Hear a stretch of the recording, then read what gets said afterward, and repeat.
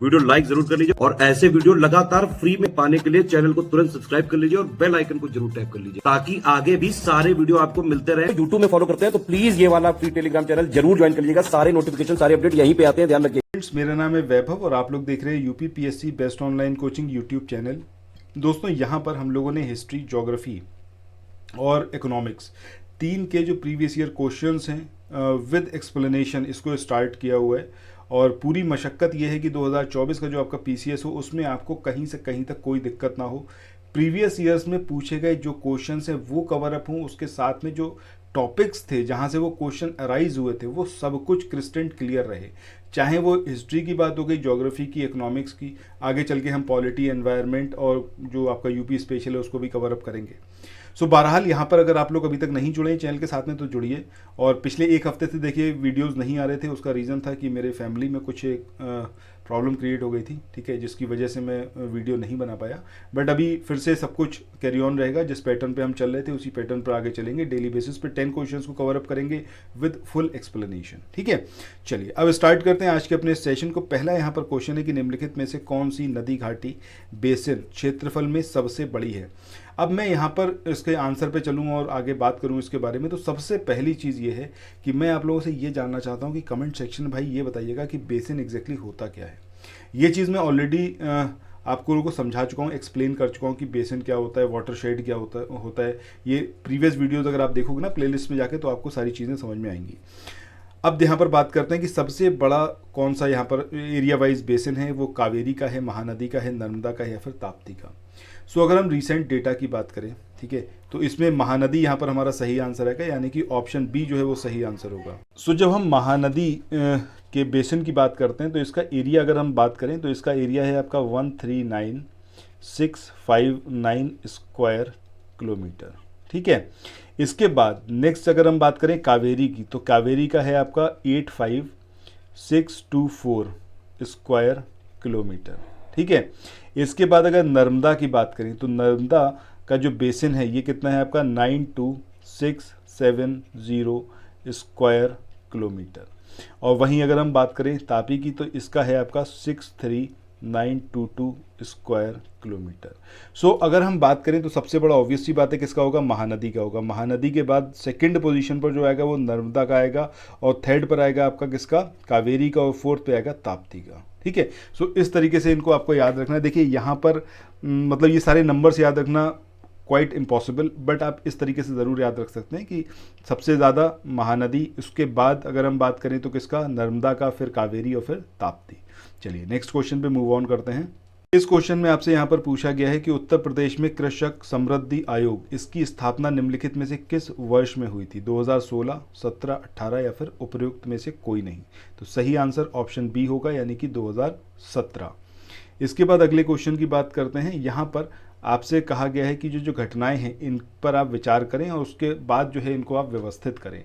तो सबसे पहले अगर हम यहाँ पर बात करें किसकी, नबार्ड की, तो इनकी स्थापना का ईयर के अकॉर्डिंग ही आपको इसको जो है वो अरेंज करना है। अगर कार्यक्रम की बात करें तो कब इसकी घोषणा की गई, योजना कब लॉन्च की गई, ठीक है।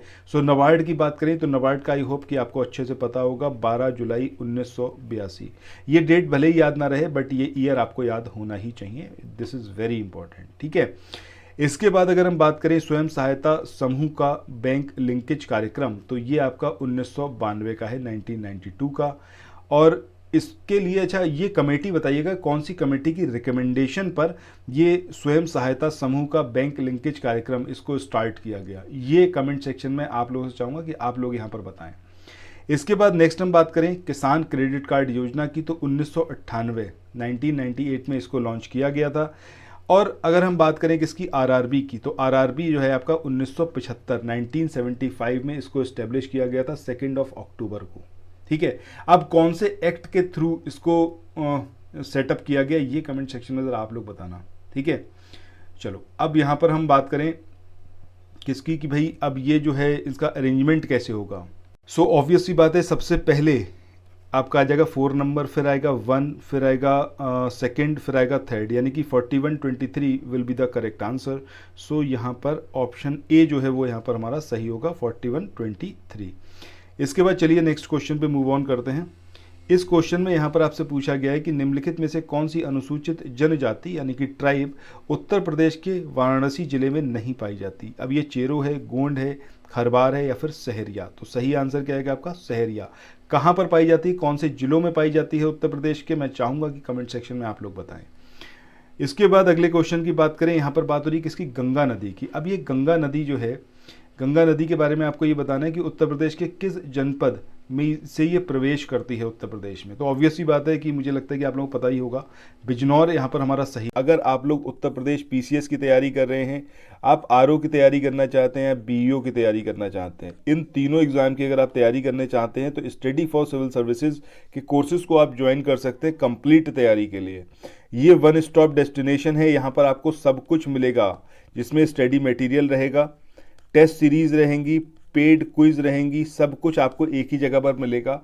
और ये सब कुछ सफिशिएंट होगा आपके एग्जाम को क्रैक करने के लिए, एग्जाम को निकालने के लिए। लेटेस्ट ग्रुप स्टार्ट हो चुके हैं और उन ग्रुप में आपको एडमिशन लेने के लिए सिंपली जो ये नंबर मैं आपकी स्क्रीन पर लिख रहा हूँ, इन नंबर्स पर आप कॉल कर सकते हैं। 8564880530 इस नंबर पर आप संपर्क कर सकते हैं। इसके अलावा 9696066089 इस नंबर पर कांटेक्ट कर सकते हैं, या फिर आप 7523864455 इन तीनों में से किसी भी नंबर पर कॉल करके आप हमसे संपर्क कर सकते हैं और ये लेटेस्ट ग्रुप जो है इसमें आप एडमिशन ले सकते हैं।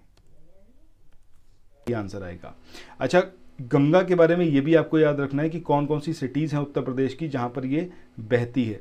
तो बिजनौर तो हो ही गया, बिजनौर के अलावा आपका कन्नौज में गंगा रिवर बहती है, हरदोई में बहती है, ठीक है। इसके अलावा कासगंज याद रखिएगा। कासगंज के अलावा अगर हम बात करें तो कानपुर तो आपको याद रहना ही है, बहुत इंपॉर्टेंट। जो मेजर सिटीज़ है एटलीस्ट वो तो आपको पता ही हो। प्रयागराज, ठीक है, इसको याद रखना है और ये तो ऑलरेडी याद हो गई, ठीक है। मिर्ज़ापुर याद रखना है। इसके अलावा बनारस, गाजीपुर, तो ये सारी चीज़ें याद रखना। चलो इसके बाद आगे चलते हैं नेक्स्ट क्वेश्चन पे। अगला क्वेश्चन जो है इसमें यहाँ पर पूछा गया है आपसे, बालकाश झील निम्नलिखित में से कौन सा देश है जिसमें ये स्थित है। अब ये कजाकिस्तान है, किर्गिस्तान है, रशिया है या फिर ये आपका तुर्कमेनिस्तान है। तो सही आंसर क्या आएगा आपका, कजाकिस्तान, यानी कि ऑप्शन ए यहाँ पर सही होगा। लेक बालकाश की बात करें तो ये लार्जेस्ट लेक है एशिया की, और दुनिया की अगर हम बात करें तो दुनिया में ये 15th लार्जेस्ट है, 15वीं लार्जेस्ट।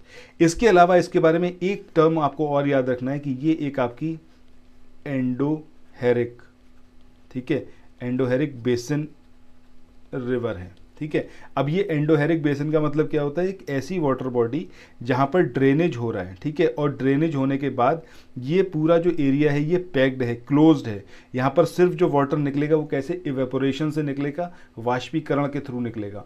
ये किसी और दूसरी वाटर बॉडी में जाकर नहीं मिल रहा है। सो अगर आप बात करोगे कैस्पियन सी की, तो कैस्पियन सी में आप यही चीज़ पाओगे। कैस्पियन सी कैसा है, वो चारों तरफ से घिरा हुआ है, उसके अंदर अलग अलग रिवर्स से, लेक से पानी आ रहा है और वहाँ पर इकट्ठा हो रहा है, और वो कैसा निकलता है वहाँ से, सिर्फ इवेपोरेट होकर, यानी कि जो वाष्पीकरण है उसी के थ्रू वहाँ से पानी वो बाहर निकलता है, ठीक है। चलो इसके बाद नेक्स्ट क्वेश्चन की तरफ मूव ऑन करते हैं। ये जो क्वेश्चन है इसमें पूछा गया है कि निम्नलिखित मध्य पाषाणिक स्थलों को भौगोलिक दृष्टि से पश्चिम से पूर्व के क्रम में आपको व्यवस्थित करना है, ठीक है। अब ये कौन कौन से हैं, इसमें आपको पैसरा दिया हुआ है, पैसरा के अलावा लेखिया है, वीरभानपुर है और मेहदहा है। आपको इनको वेस्ट टू ईस्ट जो है वो अरेंज करना है, ठीक है। अब अगर हम बात करें इसकी तो वेस्ट टू ईस्ट में जब हम जाएंगे तो सबसे पहले कौन सा आएगा, सबसे पहले आएगा आपका 4 नंबर का। सबसे वेस्ट में कौन सा है आपका, मेहदहा है, सबसे पहले मेहदहा आएगा। इसके बाद सेकंड नंबर पर लेखिया आएगा। इसके बाद थर्ड नंबर पर जो आएगा वो आएगा आपका पैसरा, और पैसरा के बाद और ये जो फर्स्ट नंबर पर आए, मतलब आखिरी नंबर पर आएगा वो आएगा आपका वीरभानपुर। यानी कि सबसे वेस्ट में कौन सा रहेगा आपका मेहदहा, और सबसे ईस्ट में कौन सा रहेगा वो रहेगा वीरभानपुर। मेहदहा के बाद लेखिया, लेखिया के बाद पैसरा और फिर वीरभानपुर। ये पश्चिम से पूर्व का क्रम है इन मध्य पाषाणिक स्थलों का, भौगोलिक दृष्टि के अकॉर्डिंग है ये, ठीक है। तो आंसर हमारा क्या होगा, ऑप्शन सी, ठीक है। चलो अब चलते हैं अगले क्वेश्चन पे। इसके बाद नेक्स्ट क्वेश्चन की बात करें, यहाँ पर आपको एक तरफ संस्थान दिए हुए हैं और एक तरफ उनकी लोकेशन दे रखी है। आपको बताना है कि कौन सा इसमें मैच्ड नहीं है, कौन सा सुमेलित नहीं है। सबसे पहले राष्ट्रीय जैविक खेती केंद्र की बात करें, गाजियाबाद में है, ये एकदम सही मैच है। दूसरा है भारतीय दलहन अनुसंधान संस्थान, जो कि कानपुर में है, ये भी सही है।